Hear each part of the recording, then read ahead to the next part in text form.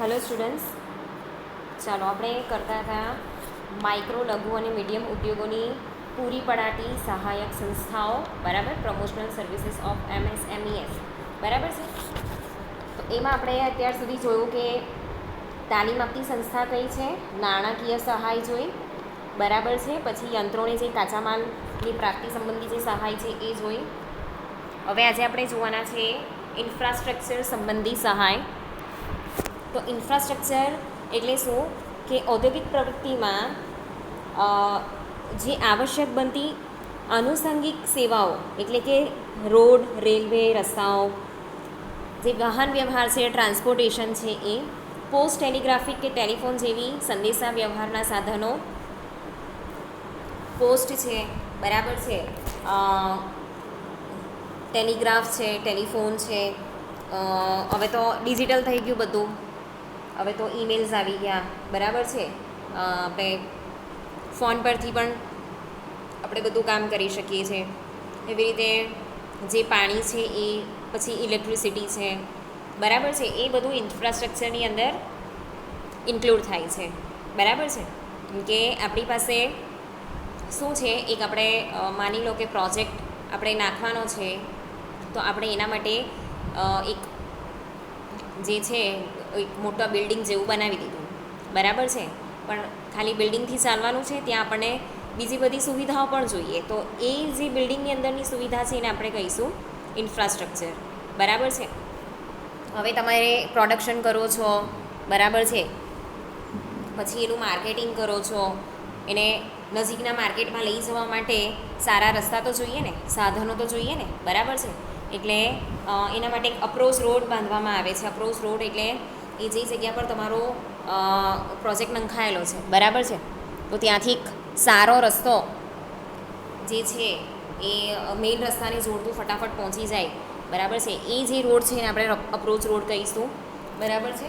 પછી power subsidy, electricity જે છે એનું જે બિલ આવે છે, બરાબર છે, એમાં સબસિડી મળે છે. પછી વાહન વ્યવહારની સેવાઓ છે, પાણી પુરવઠા સંબંધી સહાય છે, બરાબર, જે ટ્રાન્સપોર્ટેશનની સુવિધાઓ છે એ, જે પાણીની પુરવઠાની સુવિધા છે એ, પાણી તો જોઈએ જ, બરાબર, પાવર અને પાણી છે એ બધે જ જોઈએ. પછી સંદેશા વ્યવહાર સંબંધી સેવાઓ. હવે આપણે રો મટીરિયલ લેવાનું છે તો આપણે વાડે ઘડીએ કંઈ ત્યાં લેવા નથી જવાના. આપણે શું કરીએ, ફોન પર એ લોકોને ઓર્ડર આપી દઈએ તો એ લોકો આપણને મોકલાવી આપે, બરાબર છે. ટેલિફોન જોડાણમાં પસંદગી, એ તો અત્યારે મોબાઈલ ફોન આવ્યા, બરાબર છે, પણ અત્યારે પણ ઇન્ડસ્ટ્રીની અંદર બહુ બધી જગ્યા પર આજે છે ટેલિફોનિક વ્યવહાર જ ચાલે છે, બરાબર. બેન્કિંગ અને વીમા સેવાની ઉપલબ્ધિ. હવે કોઈ પણ ઇન્ડસ્ટ્રીયલ એરિયા હોય ને ત્યાં જે ઇન્ડસ્ટ્રીયલ બેંક હોય ને એ તો હોય જ, પણ ત્યાં તમે જોઈ શકો છો કે SBI હોય, BOB હોય, પંજાબ નેશનલ બેંક, જે ગવર્મેન્ટની જેટલી પણ બેંક છે ને, બરાબર, એ બધી જ બેંક ત્યાં હોય છે. પછી રિપેર એન્ડ મેન્ટેનન્સ સર્વિસની અનુકૂળતા. ત્યાં નજીકમાં જ રિપેરિંગ કામ અને જે મેન્ટેનન્સ માટેની સર્વિસીસની જે શોપ જે લોકો ચલાવતા હોય, બરાબર છે, એ પણ ત્યાંથી જ તમને મળી રહે છે. તો આમ ઇન્ફ્રાસ્ટ્રક્ચર સંબંધી જેટલી બી સહાય છે એ પૂરી પાડવામાં આવે છે. એના પછી છે સંચાલનીય અને ટેકનિકલ કન્સલ્ટન્સી. તો મોટા ઔદ્યોગિક એકમો નાણાકીય ક્ષમતા અને પ્રવૃત્તિના વ્યાપના કારણે સંચાલનીય અને ટેકનિકલ સલાહ સરળતાથી મેળવી શકે છે. MSME ઉદ્યોગો આ પ્રકારના નિષ્ણાતોની સલાહ મેળવવામાં મુશ્કેલી અનુભવે છે. આ મર્યાદા દૂર કરવા માટે લઘુ ઉદ્યોગ સેવા સંસ્થા, સ્મોલ ઇન્ડસ્ટ્રીયલ સર્વિસીસ ઇન્સ્ટિટ્યૂટની સ્થાપના કરવામાં આવી છે, SISIની, બરાબર છે. એટલે જે મોટા મોટા ઉદ્યોગો છે એ ઉદ્યોગોમાં જે નાણાકીય ક્ષમતા છે કે પ્રવૃત્તિનો વ્યાપ કરવાનો છે, જે મેનેજમેન્ટની જે સ્કિલ છે, જે ટેકનિકલ સ્કિલ્સ છે, બરાબર છે, એની અંદર આપણે વધારો કરવો હોય કે ક્યારેક ઉત્પાદનમાં વધારો કરવો હોય, બરાબર છે, કે લાઈક પ્રોફિટ રિલેટેડ વાત છે, બરાબર છે, તો એ જે બધી વસ્તુ છે એમાં આપણને કોઈકની ને કોઈની હેલ્પની જરૂર છે. બધું વસ્તુ આપણને આવડતું હોતું નથી, બરાબર. તો ત્યારે આપણે છે ને જે મેનેજમેન્ટ અને ટેકનિકલ પર્સન છે, બરાબર, જે બહુ એક્સપિરિયન્સ છે, એ લોકોની સલાહ આપણને સલાહ લેવી પડે, પણ કેવું છે કે નાના ઉદ્યોગો છે ને એમાં કેવું હોય કે એ લોકો જે મોટા ઇન્ડસ્ટ્રીયાલિસ્ટ હોય બરાબર, કે ત્યાં કામ કરતા લોકો હોય, વધારે એક્સપિરિયન્સવાળા લોકો હોય, એ લોકોની સલાહ લેવામાં એ લોકો મુશ્કેલી અનુભવતા હોય બરાબર છે. એ લોકોને પેલું આમ થાય કે એ લોકો અમારી જોડે વાત કરશે કે નહીં, અમને હેલ્પ કરશે કે નહીં બરાબર છે. તો આ પ્રકારની જે મર્યાદા છે એને દૂર કરવા માટે લઘુ ઉદ્યોગ સેવા સંસ્થા small industries service institute SISI એની સ્થાપના કરવામાં આવી બરાબર. તો MSME એક્ટ 2006 હેઠળ SISIનું રૂપાંતર MSME સંસ્થામાં કરવામાં આવ્યું. ભારતના દરેક રાજ્યમાં SISIની સ્થાપના કરવામાં આવી છે. ગુજરાતમાં MSMEની મુખ્ય office Gujarat chamber of commerce અમદાવાદમાં છે. તો આ જે SISI છે એને MSMEની સંસ્થા તરીકે નામ આપી દેવામાં આવ્યું બરાબર છે. અને ભારતના દરેક રાજ્યમાં SISIની સ્થાપના કરવામાં આવેલી છે. અને ગુજરાતની જે MSMEની જે મુખ્ય ઓફિસ છે બરાબર છે, એ ગુજરાત ચેમ્બર ઓફ કોમર્સ એવું નામ છે અને તે અમદાવાદમાં આવેલી છે બરાબર. તો રાજ્યના મહત્ત્વના ઔદ્યોગિક કેન્દ્રો પર MSMEની શાખાઓ દ્વારા MSME ઉદ્યોગોને સંચાલનીય અને ટેકનિકલ સલાહ પૂરી પાડવામાં આવે છે. તો આ જે સંસ્થા છે ત્યાંથી કેવું છે કે એ લોકો બધા જે સ્પેશિયાલિસ્ટ છે, જે એક્સપિરિયન્સવાળા પર્સન છે બરાબર છે, જે લોકો ઇન્ટેલેક્ચ્યુઅલ છે બરાબર, કે પછી ટેકનિકલ સ્કિલ બહુ સારી ધરાવતા હોય, એમણે પોતાના કરિયરમાં બહુ સારી બધું અચીવમેન્ટ કર્યા હોય, તો એવા બધા વ્યક્તિને લોકો ત્યાં ભેગા કરે. એ થયું ચેમ્બર ઓફ કોમર્સ બરાબર. તો ગુજરાતનું નામ છે ગુજરાત ચેમ્બર ઓફ કોમર્સ બરાબર છે. ત્યાં બધા ભેગા થાય, ત્યાં બધાને સલાહ સૂચન આપવામાં આવે છે management related, technical related. Okay. તો આ ઉપરાંત ગુજરાતમાં IDBI, IFCI, SIDBI જેવા રાષ્ટ્રીય નાણાં નિગમો, આ વન ટાઈપ ઓફ બેંક જ છે બરાબર છે, જે ઉદ્યોગોને લોન છે કે નાણાકીય સહાય છે પૂરી પાડે છે બરાબર. તો આ જે IDBI છે, IFCI છે, SIDBI છે બરાબર, તો એ જે નાણાકીય નિગમો છે એ ગુજરાત રાજ્ય નાણાકીય નિગમ GSFC તથા મોટી રાષ્ટ્રીયકૃત બેંકોના સંયુક્ત ઉપક્રમે સ્થપાયેલા GITCO Gujarat industrial and technical consultancy organisation દ્વારા આવા ઉદ્યોગોને સંચાલનીય અને ટેકનિકલ કન્સલ્ટન્સીઓની સેવા પૂરી પાડવામાં આવે છે બરાબર છે. એટલે લાઈક એ લોકો શું કરે છે કે એક સેમિનાર યોજે છે, એની અંદર છે ને આપણે બહુ નજીવી ફી ભરવાની હોય બરાબર, અને ત્યાં જઈને આપણે જે એ લોકોના સેમિનારની અંદર જે શીખવવામાં આવે ને બરાબર છે, મેનેજમેન્ટને રિલેટેડ હોય, ટેકનિકલ રિલેટેડ હોય, તો ત્યાંથી આપણે એ બધી વસ્તુ શીખી શકીએ છીએ. ઓકે. એના પછી છે કે પેદાશની માર્કેટિંગ સંબંધી સહાય. લઘુ ઉદ્યોગો પોતાની પેદાશના માર્કેટિંગ માટે મોટા ઔદ્યોગિક એકમોની જેમ જાહેરાત, વ્યક્તિગત વેચાણ કે વેચાણ ઉત્તેજન જેવા પ્રયત્નો પાછળ વધુ ખર્ચ કરી શકે તેમ હોતા નથી. આથી તેની પેદાશોના માર્કેટિંગ માટે વિવિધ સંસ્થાઓ દ્વારા વિશેષ પ્રયત્નો કરવામાં આવે છે. કેન્દ્ર સરકારના DGS અને DGS&D, રાજ્ય સરકારના central store purchase office CSPO, defence, railway, oil and natural gas commission, Gujarat electricity board, Gujarat રાજ્ય વાહન વ્યવહાર GSRTC વગેરેની જરૂરિયાતો પૈકી લઘુ ઉદ્યોગો દ્વારા પૂરી પડાતી પેદાશો માટે તેઓના સંપર્કમાં રહે છે. ચાલો હવે માર્કેટિંગ સંબંધી સહાયની અંદર આપણે તમે મોટા મોટા બેનર જોયા હશે બરાબર, સિટીની અંદર જેની ઉપર હોર્ડિંગ્સ જોયા હશે, મોટા બેનર જોયા હશે. તો એ જે બેનર છે એ બેનરનો 15 દિવસનો કે મહિનાનો ખર્ચો 1.5 થી 2 લાખ રૂપિયા હોય છે બરાબર છે. પછી તમે રસ્તામાં જોતા હશો કે આખો રસ્તો કવર કરે ને એવું મોટું હોર્ડિંગ્સ હોય બરાબર, લંબચોરસ મોટું હોય, ખાસ કરીને બ્રિજની ઉપર હોય બરાબર છે. તો એનો એક મહિનાનું ભાડું 5 લાખ રૂપિયા જેટલું હોય છે. હવે આ લોકો પાસે ઇન્વેસ્ટ કરવાના પૈસા ઓછા પડતા હોય તો માર્કેટિંગ માટે આટલા બધા પૈસા કેવી રીતે એ લોકો ખર્ચી શકે બરાબર છે. તો એના માટે શું કરવામાં આવે છે, તમને લોકોને એક્ઝામ્પલ આપું. આપણે ત્યાં બ્લુ કલરની બસ ચાલે છે બરાબર છે. એના પર તમે જોજો સિંગટેલની એડ આવે છે એક, બરાબર છે. પછી જીએસઆરટીસી છે ને એના પર જે સરકારી યોજના છે એની એડ હોય છે. એવી રીતે બધા અલગ અલગ પ્રોડક્ટની એના પર એડ હોય છે. તો જે બસ છે ને એને માર્કેટિંગનું માધ્યમ બનાવવામાં આવ્યું છે, બરાબર છે.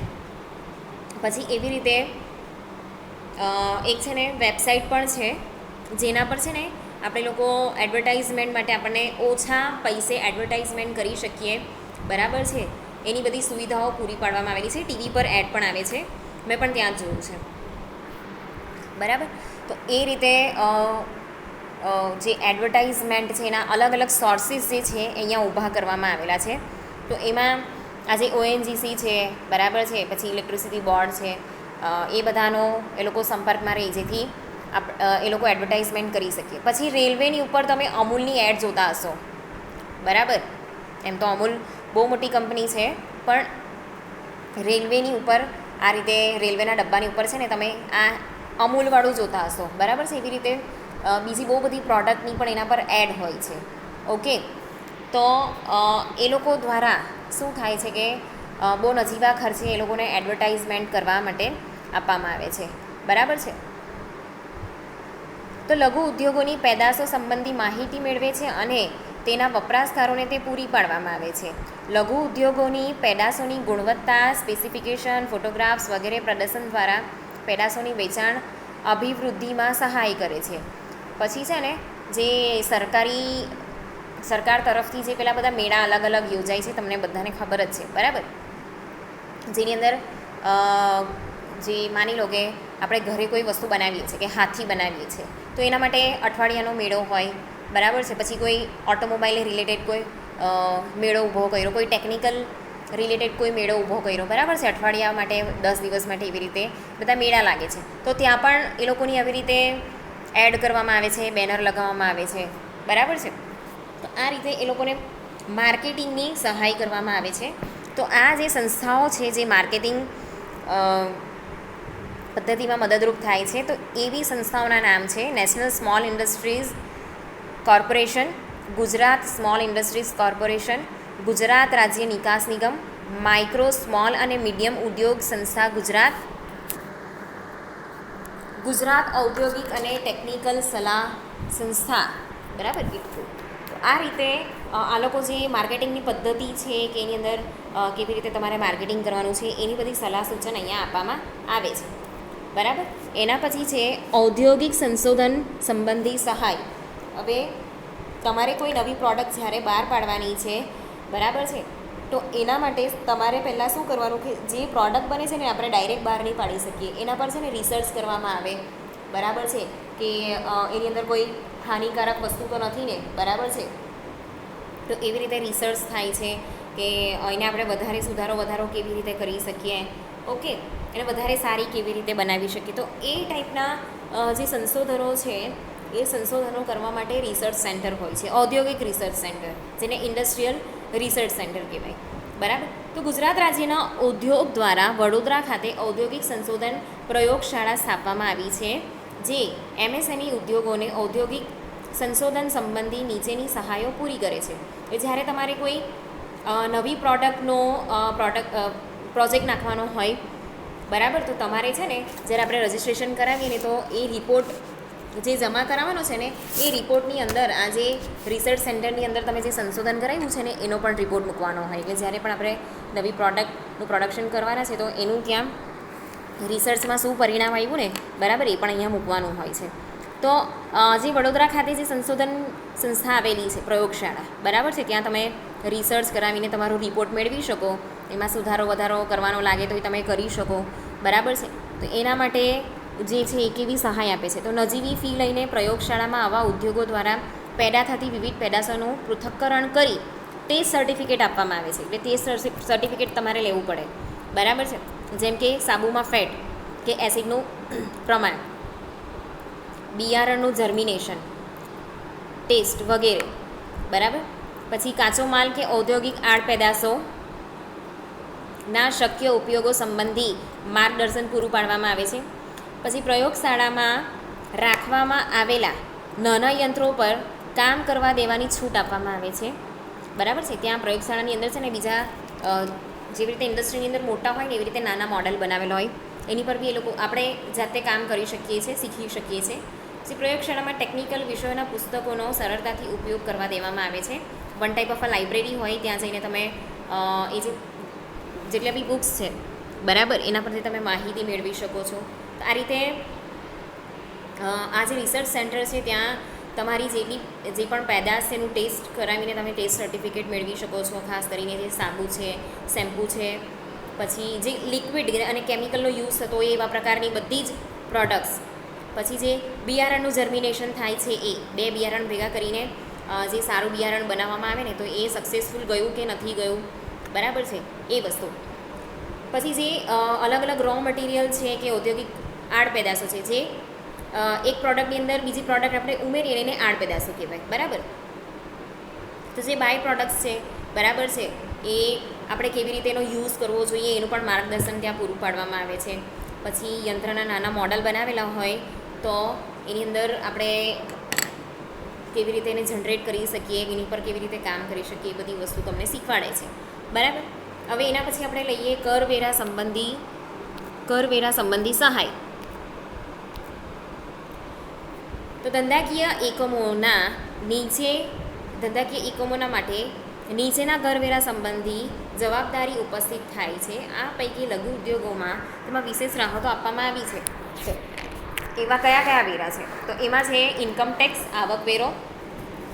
તો સરળ આવકવેરા આકારણીના નિયમો હેઠળ ₹1400નો વાર્ષિક આવકવેરો ભરી આવકવેરા વિધિમાંથી મુક્તિ આપવામાં આવે છે. ₹1400 ભરવાના, બરાબર છે. વાર્ષિક આવકવેરો છે પાછો. તો આવકવેરાની કલમ 801 હેઠળ નવા સ્થપાયેલા MSME ઉદ્યોગોને પ્રથમ 8 વર્ષ સુધી નફાના અમુક ટકાના આવકવેરામાંથી મુક્તિ આપવામાં આવે છે, બરાબર છે.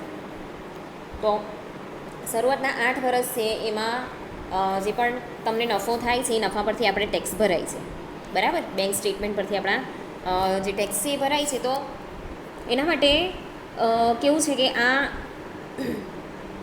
જે આવકવેરો ભરવાનો છે એમાંથી અમુક ટકાની મુક્તિ આપવામાં આવે છે, બરાબર છે. પછી વેટ અને વેચાણ વેરો, બરાબર છે. વેટ એટલે વેલ્યુ એડેડ ટેક્સ, બરાબર છે, જે બધી જ પ્રોડક્ટ પર લાગે છે. પછી તમને જીએસટીને બધું પણ ખબર છે કે જીએસટી એટલે ગુડ્સ એન્ડ સર્વિસીસ ટેક્સ, એટલે જેટલું બી દેશની અંદર જેટલું બી પ્રોડક્શન થાય છે ને એ બધી જ પ્રોડક્ટ પર ટેક્સ લગાવવામાં આવે છે, બરાબર છે. તો આ જે વેટ અને વેચાણ વેરો છે એટલે કે જે જીએસટી છે, એસજીએસટી છે, સીજીએસટી છે, બરાબર, તમે બધું વાંચતા જશો. તો એની અંદરથી મુક્તિ આપવામાં આવે છે, બરાબર છે. તો પછી એ લોકો લાંબા ગાળે પર ચૂકવણી કરી શકે છે. તો આ રીતે જે MSMEના ઉદ્યોગકારો છે એ લોકોને વિકલ્પ પસંદ કરવાનો હોય છે, બરાબર છે. એના પછી છે આબકારી જકાત. આબકારી જકાત એટલે એક્સાઇઝ ડ્યુટી. એક્સાઇઝ ડ્યુટી એટલે છે ને એની અંદર બહુ બધી ડ્યુટી આવે. સેન્ટ્રલ એક્સાઇઝ ડ્યુટી આવે. એને એક્સાઇઝ ડ્યુટી એટલે છે ને એ પણ ઇનડાયરેક્ટ ટેક્સ જ કહેવાય, બરાબર છે. જે ગુડ્સની ઉપર જે ગુડ્સ મેન્યુફેક્ચર થાય છે જેટલા બી એની ઉપર લગાવવામાં આવે છે, ઓકે. હવે આ જે ગુડ્સ છે ને એ ગુડ્સની અંદર બહુ બધી એવી વસ્તુ છે, બરાબર છે, કે જેને આપણે છે ને બહારથી આયાત કરવી પડે. તો જ્યારે એ આપણે આયાત કરીએ છીએ, બરાબર, આપણે આગળના લેક્ચરમાં જોયું, જ્યારે આપણે એને આયાત કરીએ છીએ તો એના પર બહુ બધી પેલી જકાતને બધું લાગે છે. તો એ વસ્તુની ઉપર રોક લાવવા માટે આ જે એક્સાઇઝ ડ્યુટી છે એ લગાવવામાં આવે, બરાબર છે. તો વિવિધ પ્રકારના લઘુ ઉદ્યોગોને ઉદાર રીતે આબકારી જકાતમાંથી મુક્તિ આપવામાં આવે છે, ઓકે. તો આ જે એક્સાઇઝ ડ્યુટી છે એમાંથી પણ એ લોકોને મુક્તિ આપવામાં આવે છે. હવે આ જે એક્સાઇઝ ડ્યુટી છે ને બહુ બધી અલગ અલગ પ્રકારની હોય. સેન્ટ્રલ એક્સાઇઝ ડ્યુટી હોય, એની અંદર છે ને તો જે પણ ગુડ્સ અહીંયા ઇન્ડિયાની અંદર મેન્યુફેક્ચરિંગ થતા હોય એના પર ટેક્સ લાગે છે. પછી ડ્યુટીઝ ઓફ એક્સાઇઝ, એની અંદર કેવા પ્રકારના જે ગુડ્સ આવે કે લાઈક ટોબેગો છે, બરાબર છે, આલ્કોહોલ છે. પછી જે ગેમ્બલિંગ એક્ટિવિટી થાય છે, આપણે મોબાઈલની અંદર અમુક ગેમ આવે છે, બરાબર છે, જેની અંદર પૈસા લગાવવાના આવે. તો એવી જે બધી ગેમ્સ છે. પછી હાઇડ્રોકાર્બન. તો આ પ્રકારની જે પ્રોડક્ટ છે, બરાબર છે, એ પ્રોડક્ટની પર ડ્યુટીઝ ઓફ એક્સરસાઇઝ લગાવવામાં આવે છે. એડિશનલ ડ્યુટીઝ ઓફ એક્સરસાઇઝ આવે, બરાબર છે.